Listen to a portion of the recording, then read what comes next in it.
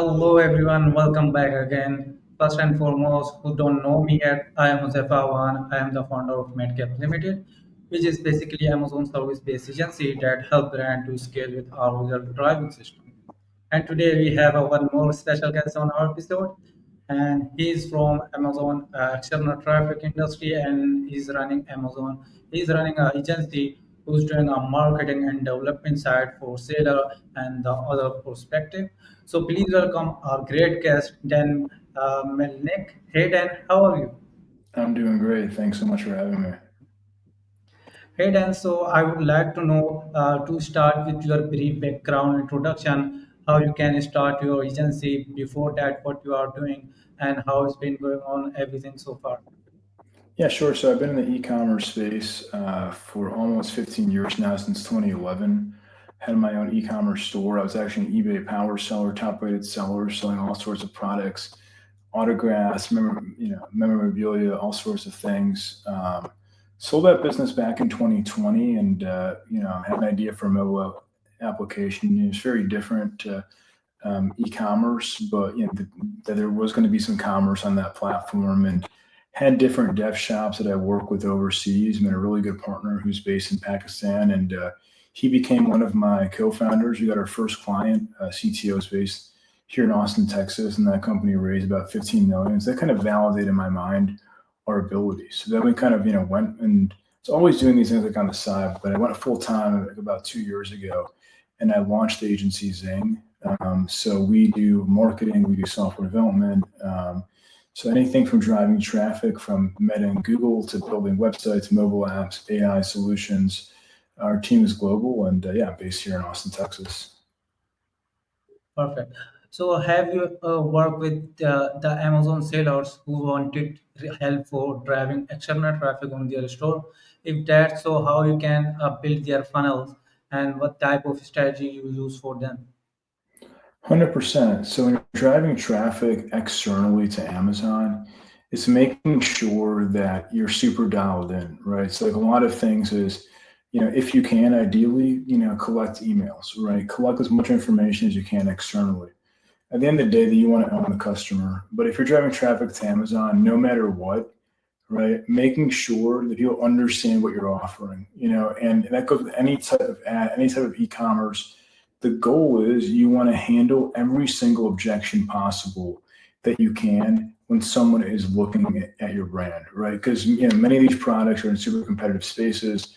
So how do you kind of differentiate yourself from what's out there? I think secondly, if your product is super unique, right, understand, explain the use case, make it super informative, right? Because there's so many new products coming out to the market every single day, and you want to make sure that no matter what, that you're giving people as much value as possible, so they can go ahead and make an informed decision and purchase your product. Yeah, great. Yeah, I we also use uh, the funnel, which is whenever we can bring Google or Meta traffic on Amazon store, we can build a pre-sell landing page. Like we can bring our cold traffic into a landing page. But I wanted to know you from you. It is important to create a pre-landing page for Amazon cold traffic, or we wanted to just bring cold traffic straight to Amazon uh, landing page. What do you recommend? I mean, at the end of the day, with any single thing that you're going to do with Meta or Google, a lot of it comes down to testing, right? So we've seen results work with both models.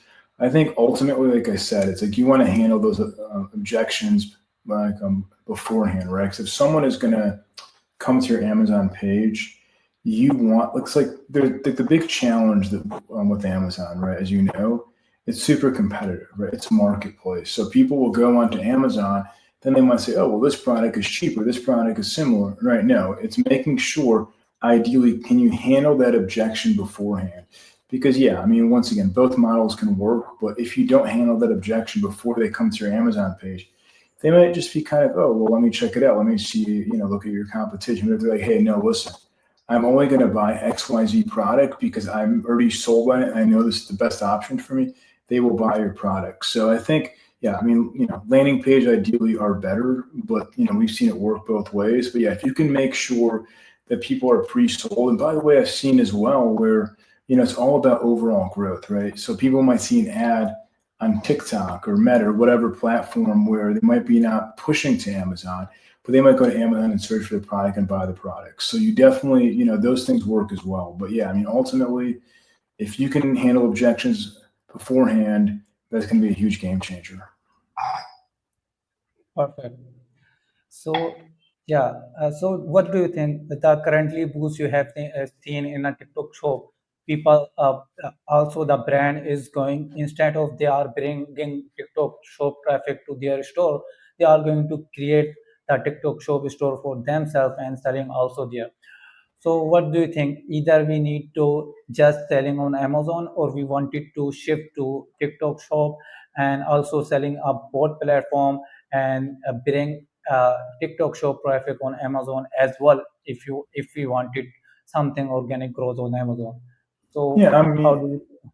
yeah, I'm just going to say, I mean, listen, omni-channel is super important, right? You want to be present in different channels, but at the end of the day, you only have so much budget, especially early stage startup brand. When you're first starting out, you don't want to go too wide too quickly, so definitely post on TikTok, but just grow smart and strategically, right? So don't go, to 5 different channels at once. No, dial in Amazon, dial in that strategy.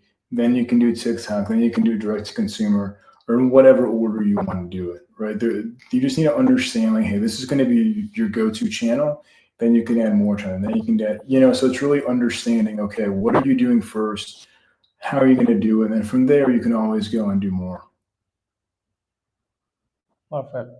So, what do you think? What the biggest mistake sailors do when they are driving a external traffic, and how do you can describe what the profitable way we can bring? Like we can use Amazon attribution program, or we can use something else that bring as much profit as in our store. Yeah, I think, oftentimes it's something that is as simple as just making assumptions, right? Because like I see oftentimes, no matter what you're doing for e-commerce, Amazon or DTC, people are like, oh, let me compare this product to this other product, to my competition. Well, people might never even heard of your competition. They might not even have like the market awareness, right? I mean, you look at, in the soda market, a brand like Poppy. I mean, I'm here in Austin, just exited for 2 billion. I mean, they're only 1% of the soda market in the U.S. That's tiny, right? A fraction of it. So, I would say probably most Americans are not familiar with them.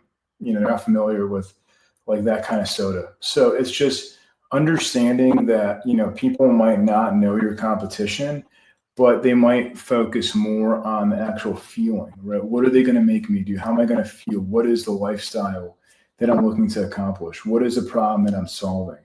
Right? As opposed to, oh yeah, I'm better than my competitor. Well, if they never heard of your competitor, it's not going to matter. Right. So when you're a massive brand, yes. If you're a Coke and a Pepsi, sure, 100%. Everybody knows them. But if you're an Olipop or a Poppy, nobody knows. I mean, not nobody. Like many people don't know those brands, even because they're big, but they're not as big as the massive players. So focus on not making too many assumptions when it comes to reaching out to cold traffic and top of funnel. Perfect. Perfect. So let's talk about the things the most of seller need to focus on, which is the main strategy that actually our own client or any Amazon brand owner I will talk about this. We need to give us some 3 month or 6 month strategy where we need to get where we need to build our external traffic funnel, where we can cut down our PPC spend and bring most profitable traffic on outside or Amazon, which is basically most profitable for their store, because Amazon also prefer, if you wanted to bring some customer outside of platform, we can give you some visibility, we can give you a good organic ranking. So how do you give your client the 3 month or 6 month strategy or the action plan, and how you can describe for our audience?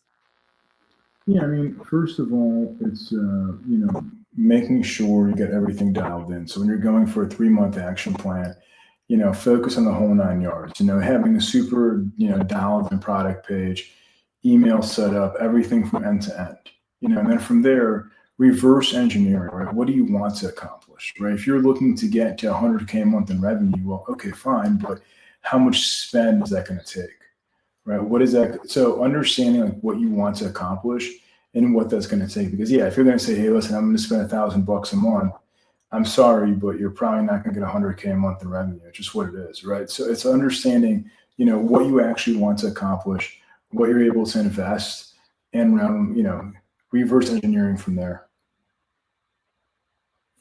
Great, great. So, if let's say if a brand come to you today, and what the first thing you should do before running any of Amazon ads? Let's say you can fix their Amazon listing, or you can make something from your side before you can bring any cold traffic or warm traffic to their store. Yeah, I mean, for sure, make sure that their Amazon account is dialed in. But I think even just before that, understanding, doing an audit, understanding what their margins are, average order value, what's going to be profitable for them, and if they're not profitable, making sure, okay, listen, you might not be profitable on this first sale, but, focusing on long-term growth and profitability, because some products, especially in the CPG space, you can have very good lifetime value. And that's okay, right? Like you might not make as much money from the onset, but it's like, how do you actually position yourself to have good lifetime value and scale exponentially over time? Yeah, so it's mean we need to understand the lifetime value what we have to bring to running any cold traffic or to invest any area for the outsource for bring external traffic on the store. Yeah, it's great, but let me going through some more question which I think I need to must ask for you, which is basically how do you decide which traffic source is best or perfect fit for this brand? Like you say, you running any type of brand in you running a supplement brand.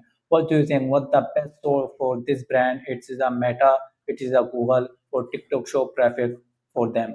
Uh, yeah, Yeah, Meta is always the best. I mean, that's just what it is. They have the most data on us. They've been collecting data for over 15 years, right? They know everything about us, for better or for worse. So, Meta is the best, globally. I mean, there's some countries that don't use Meta, like China, but for most countries, Meta is the best. I mean, and so understanding that, you can see brands go to $90 million plus annual revenue, $100 million plus annual revenue with 90% on Meta. I mean, I've seen it, right? So it's like it is the best channel, and it works the best simply for that reason.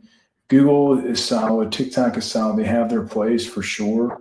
The problem with TikTok is just it's too new, it's too small a platform comparatively to Meta. Not as many people on it, right? And they don't have as much data. Google, massive platform, data is still not as good as Meta. It's just what I mean. Meta's done a much better job over the years of data aggregation and collecting data than any other platform. So they are still number one. yeah, I totally agree with you because the Meta platform is designed basically to showing product. Like let's say, if you can use a Google platform for bringing traffic, so we just have a Google Shop or uh, uh, Google Ads. So we cannot have that type of visual graphic like we have a Meta, where we can write our copy, where we can just specifically target for that type of audience, or mostly the CPG brand is also getting more profit from Meta than the Google and recently the boom of TikTok Shop. But yeah, TikTok Shop is also have their own audience. It is basically designing their platform to keep their audience in the place and give them as much value as they can. But let's say every market has their different type of curves where they stand for themselves. But yeah, so, would you like to give some options or some checklist for the seller when they ever decided to go external traffic, or when they ever decided to go select their channel for bringing their old traffic on the Amazon store? Any checklist for them? Yeah, I mean, for sure. Make sure you understand, like, if your product's compliant, how to run the ads, right? Like just your positioning. I mean, understand who your customers are, right? So that's the biggest thing. Early on, you might not know, but the biggest thing is, Meta can help you find those customers if you have good creatives, if you have good product pages, right? They can help you find those customers. So try to get those things dialed in, right? Because in the very beginning, it's going to be like a lot of testing. So if you don't know who your customers are, it's obviously much more challenging. You can just test different angles, different offers. But if you know that, hey, your customers are mostly women of this age, then go and find content creators or UGC creators that are in that demographic and run the ads for that demographic, right? So if you see your customers are people men of this age, then do the same thing. So make sure you understand who you're speaking to and make that super clear. Perfect. Great. Yeah, then I almost cover every hot question that seller have, and we think we almost covered everything. So let's warm up this year. And thank you so much for watching this episode. And then also thank to you to coming on our episode. Have a great day, everyone, and we will see you in the next episode. Thank you.